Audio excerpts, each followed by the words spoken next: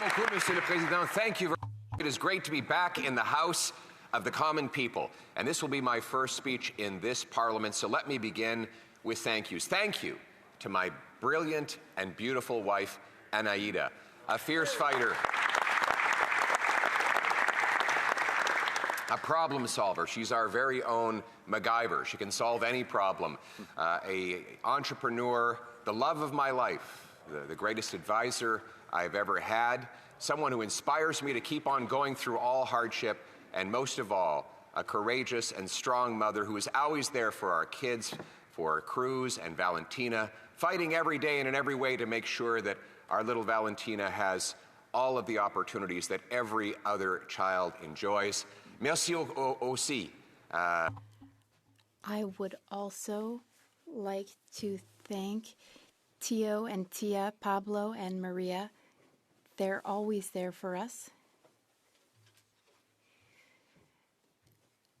They help us by taking care of our children. We're incredibly grateful to them. And to our children, Valentina and Cruz. Well, I'm sorry that Dad is often away on a plane, in another town, at an important meeting far from home. My young son, Cruz, often tells me he's mad at Dad because Dad works too much. I want Cruz and Valentina to know that we are working for an important cause. We are working for the country that they will live in for the rest of their lives, and a country that's worth sacrificing for each day to improve. And I want to thank the great people of Battle River Crowfoot. Some people said it must have been a burden to go straight into a by-election campaign right after a national election. I say it was a blessing to spend time with such amazing, extraordinary people. These are the people who feed, power, and protect our country.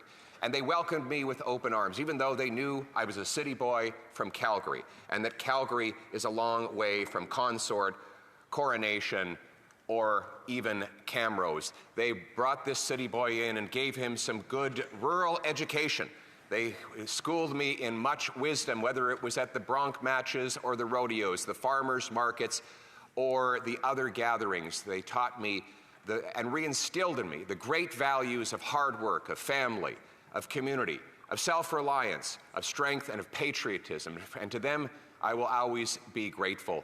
Most of all, I will be grateful to the great Damien Currick, a wonderful patriot who put his country before himself.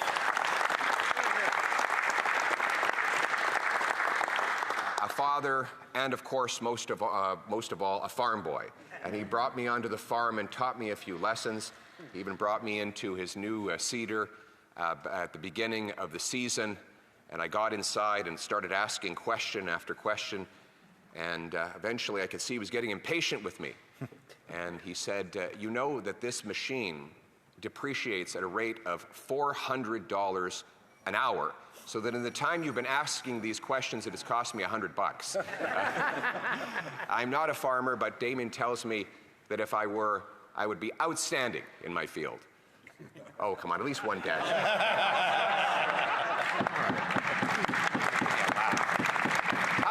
Around here. But this is really the people who feed, power, and protect our country. They feed our nation through the farmers and the ranchers. These are not just any farmers.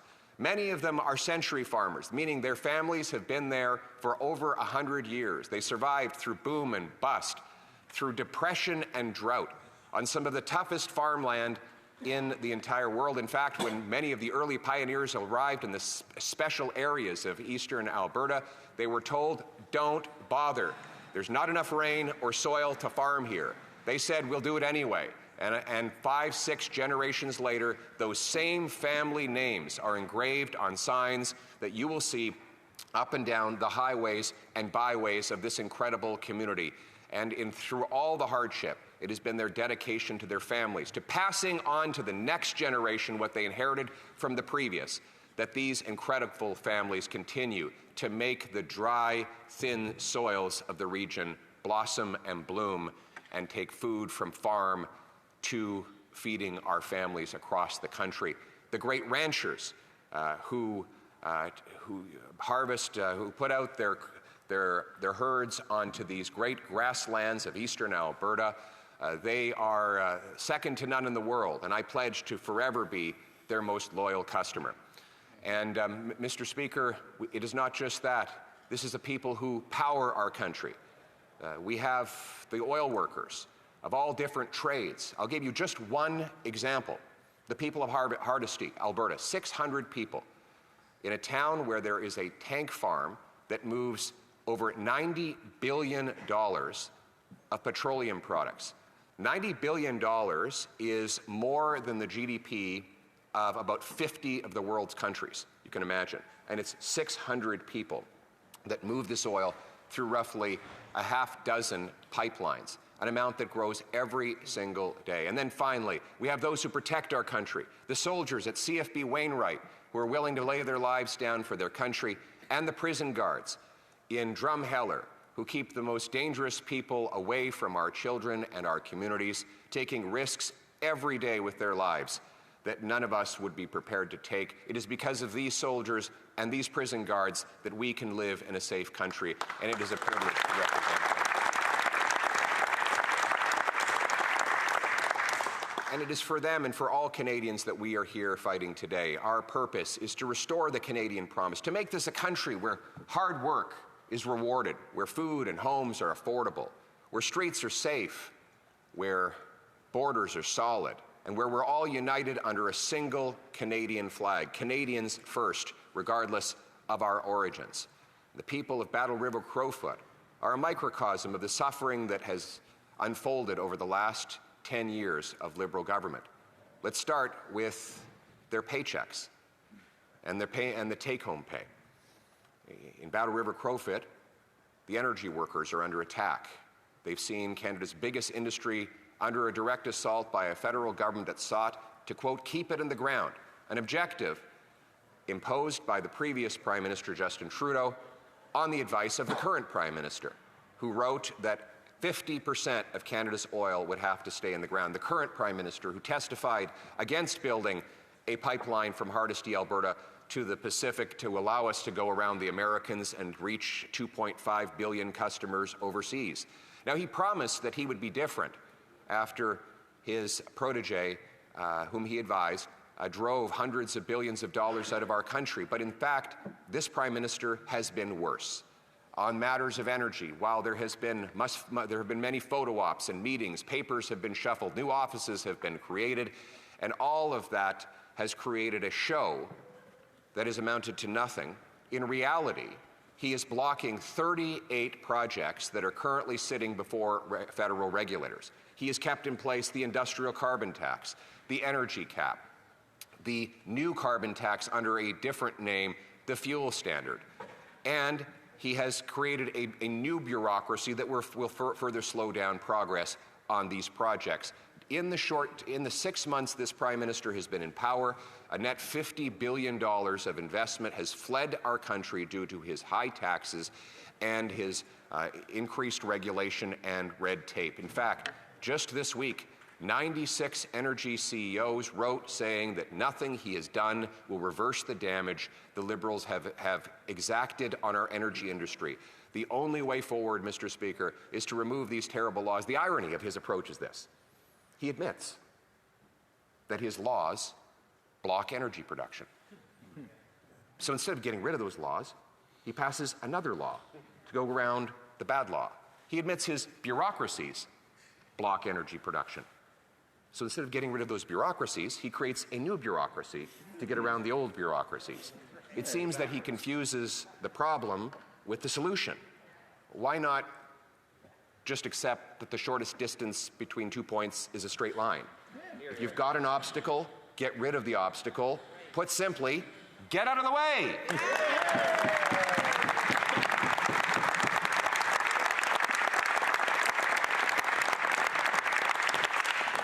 So that is one example of how he blocks people from earning paychecks. And if they should be lucky enough to earn any paycheck at all, then he takes a big bite out of it. Liberal taxes now represent a higher cost than food, clothing, and shelter combined for Canadians, meaning that government is the single biggest cost in their lives, a cost that has risen dramatically in 10 years of Liberal government. And then what's left of their take-home pay gets eaten up by Liberal inflation. This is when governments create cash faster than the economy creates the goods that cash buys.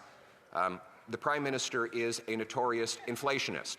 He has a terrible record on the subject.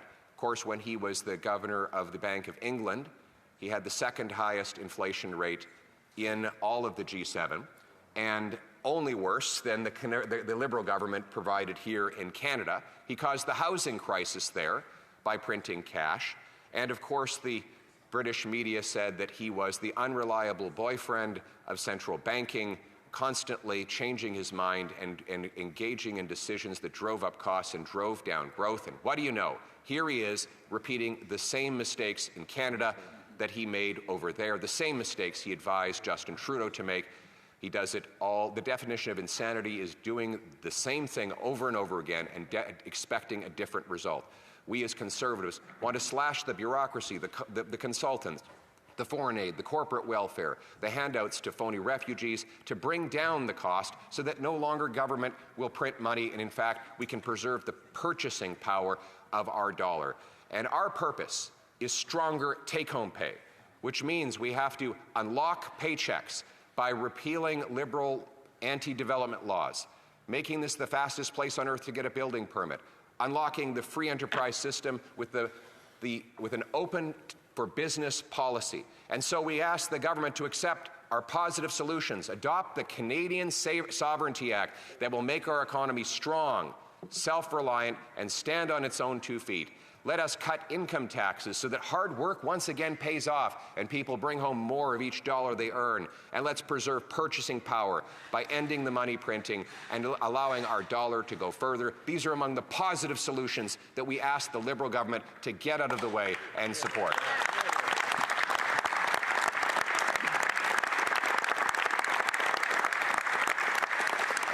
But increasingly, Mr. Speaker, people feel endangered in their own communities. I saw this in rural Alberta where people didn't even lock their doors 10 years ago. Now they worry about burglars breaking in, about thieves siphoning fuel and copper wire on their properties. In big cities, people are terrorized by story after story of increasing crime. And Mr. Speaker, these Liberals love to say that that is just sensationalism and that all the brainy experts will tell you crime is down. I'm sorry, that doesn't work either. Violent crime up 55%, gun crime up 130%, extortion up to 330%, homicides 29%, hate crimes 258%, sexual assault 76%, auto theft up 25%, overdoses up 152% under the catch and release Liberal justice system. All of this happened as a direct result of Liberal laws that turn criminals loose on our streets so that they can offend and re-offend with no consequences. We warned of this when these bills were first passed, but the Liberals went ahead anyway. And every single member of this Liberal caucus that was here before the last election voted for all of these laws, voted to keep them in place, including the new Liberal Justice Minister, whose very appointment is a signal that this Prime Minister is not serious about reversing the damage his party has done. The fact that he would name Justin Trudeau's worst minister to be in charge of crime shows that he is happy to continue with the disastrous criminal justice policies that got us into this mess. This minister was in charge of immigration when population growth went up 300%. He single-handedly destroyed our immigration system, overcrowding housing, our job market, and our healthcare system. Then they moved him over to housing, where he delivered the most expensive housing costs in Canada's history and in all of the G7. And as a punishment for all of this failure, the Liberal Prime Minister now appoints him to be in charge of crime. So you can imagine the results you will get. And what have they done together ever since? They have they haven't done nothing. They've done worse than nothing. They have obstructed action.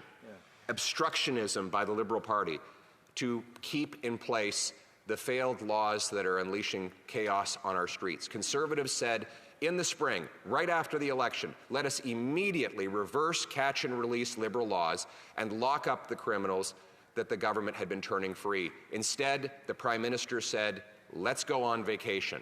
And what has been the consequence of that decision? Real human costs. In Kelowna, 15 people were arrested 1,300 times in 1 year. That's almost 100 arrests per offender per year.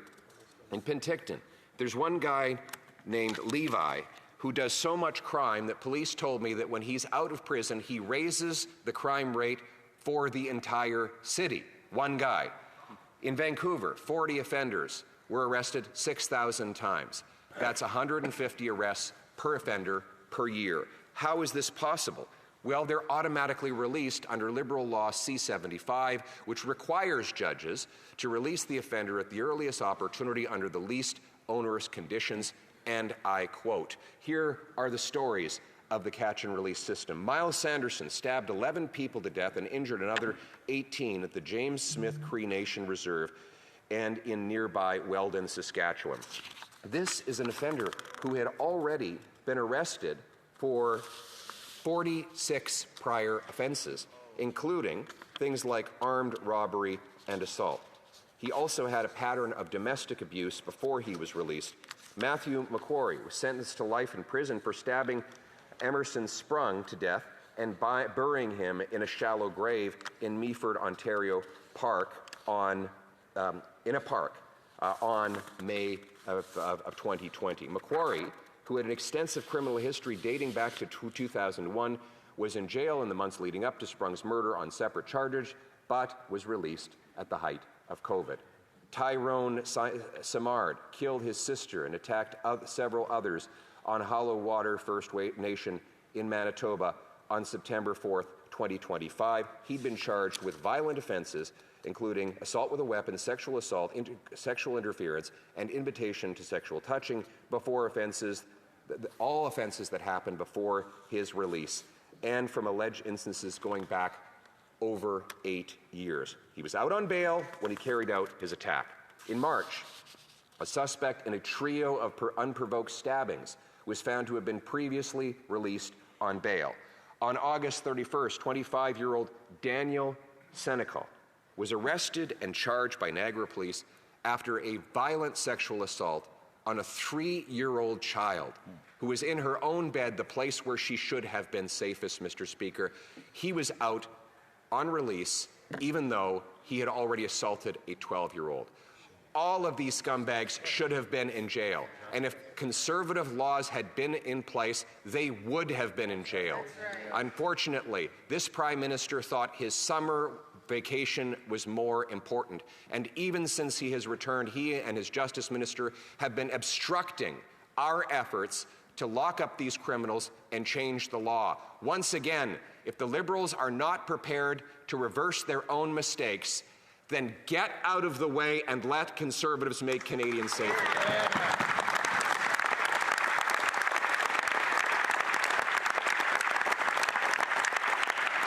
We do this not out of hatred for the criminal, but out of love for the victims, out of determination to make our communities safe again. We as Conservatives want to restore a country where hard work pays off with beautiful homes, nutritious food, safe streets, where people are united under a proud flag. We've set 4 main priorities for our return of Parliament: stronger take-home pay, safer streets, secure borders, and a self-reliant nation. We are here to oppose the bad the government does, expose their corrupt behavior, but also propose solutions that will improve the lives of the Canadian people. And we call on the government to stop the obstruction, put aside the partisanship, work with us on the solutions that all Canadians have asked for, and bring about the real change that Canadians are demanding. We will put our country ahead of party as always, because we are Canadians first. We love our country and we want to restore its promise. Thank you very much.